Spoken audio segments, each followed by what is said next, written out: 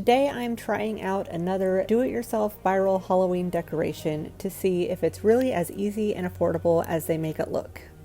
I'm going to be making this super cute lighted ghost. I've been seeing variations of this one pop up on my phone almost every day, so I had to give this one a try. I really wanted this one to be easy and affordable, but ran into some issues before I could even get started on it. The first problem that came up is the tomato cage. You can find them pretty much anywhere for $3 to $4 during summer, but apparently they are really hard to get your hands on by the end of summer. I ended up going to 5 different stores before I finally found them at Lowe's. So just something to keep in mind if you're planning on making this one, I would grab them as early as possible. The next thing on my list was a foam ball. I've never bought one of these, so I had a little bit of sticker shock when I saw the price at Walmart. I was expecting these to cost around $5. So I looked on Amazon and the best deal I could find was 2 for $20. So I moved on to the next thing on my list and thought I'll figure this part out later. Next I went to buy a white sheet. There were a couple concerns I had with using a white sheet. Mostly, if it's going to be outside, is it going to get wet and dusty? It didn't seem practical, but I did like the way that the fabric looked on this ghost, so I went to find a sheet. Then when I saw that one sheet cost $10, I knew it wasn't the option for me. I thought a tablecloth would be a better choice, so I found this one. Though still pricey, the main problem I think with this one is that the fabric is too thick and I don't think you could see the lights through it. So I headed to Dollar Tree and found the perfect solution. I grabbed 2 of them since I know they are thin and I thought it would look better doubled up. And for $2.50 for both of them, it was the perfect option for me. So after giving it some thought, I just couldn't justify spending $16 on a foam ball, so I decided to make the head shape with paper mache.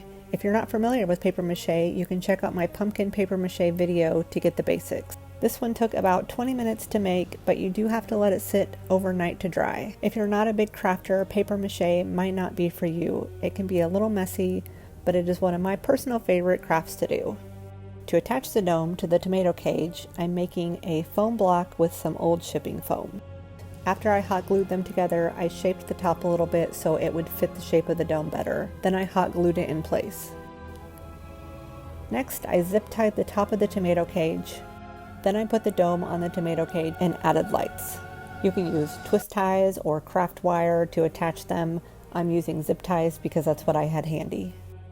As soon as I put the first tablecloth on, I realized I had made a mistake because you can see right through the paper mache dome. And if you're using newspaper with print, it's going to be even worse.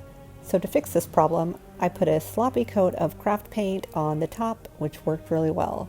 I also decided to cut the dome to make it a little bit shorter. Then using some E6000 craft glue, I glued around the dome to make sure the tablecloth would stay in place.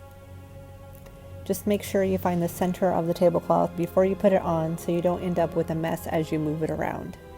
Then I put another layer of glue down and put the second tablecloth on. I made the eyes from felt and glued them on as well. One thing I did notice was the ghost was a little bit wobbly and I don't think it would hold up well to wind. So if you're putting this in your yard, you can use a couple landscape staples to hold it in place. I'll be putting my ghost on the porch, so I'll use a couple bricks at the base to hold it down. This ended up being really cute and is going to look great with the rest of my Halloween decorations this year. I wish the top of the head wasn't in shadow, but when I looked back at the original video, even the foam ball head had some shadow on the top, so I guess there's no way getting around that. This one took just under an hour to make if you don't count the time it took for the paper mache and paint to dry, and the cost was around $12 to make, which I'm really happy with.